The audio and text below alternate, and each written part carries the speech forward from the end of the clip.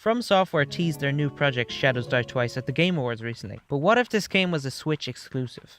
So hear me out. Bloodborne, PS4 exclusive, sold 2.9 million copies worldwide since its release in March 2015. So with there being over 70 million PS4 owners, that gave Bloodborne an attachment rate of just 4%. Dark Souls 3, which was available on PS4, Xbox One and PC since its release, has sold 2.11 million copies. So what does this mean? Well, it means that exclusives work. A game available on one system, Bloodborne on the PS4, outsold a similar game made by the same company that was available on 3. So let's just say From Software's new game, Shadows Die Twice, was a Switch exclusive. What would happen? Because I personally think it would outsell Dark Souls 3 and Bloodborne. So as I've already mentioned, there's 70 million PS4 owners, and Nintendo just recently came out announcing that the Switch, since its March release, has sold over 10 million units.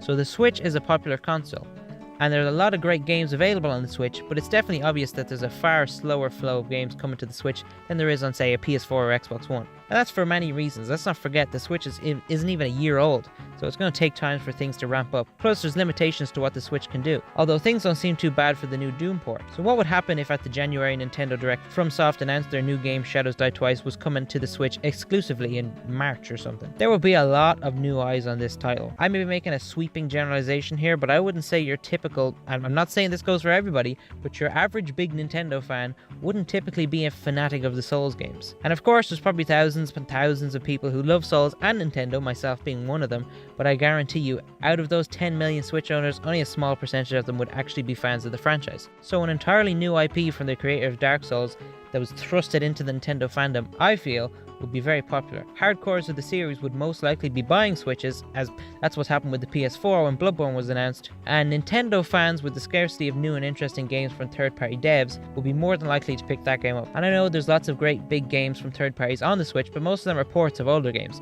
but this would be a totally new IP. A first of a possible new series. Legend of Zelda Breath of the Wild, I believe, has sold close to 5 million, and Mario Odyssey is at over 2 million. So I think it is well within the realms of possibility that an exclusive FromSoft game, if marketed correctly, could sell over 2 million at least. This would be a huge success for all parties involved, and following the release of this new IP, FromSoft then releases the Dark Souls trilogy, with a HD remaster of DS1, Scholar of the First Sin, and Dark Souls 3.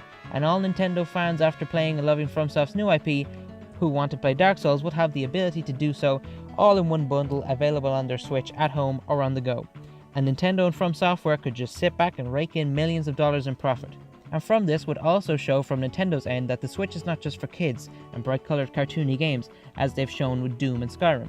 And a game from the creators of Dark Souls and Bloodborne would cement this point in place. So who knows, could it happen? It's unlikely. Regardless, From Software is supposedly working on something for the Switch, so at least somewhere down the line we might get some portable Souls eventually.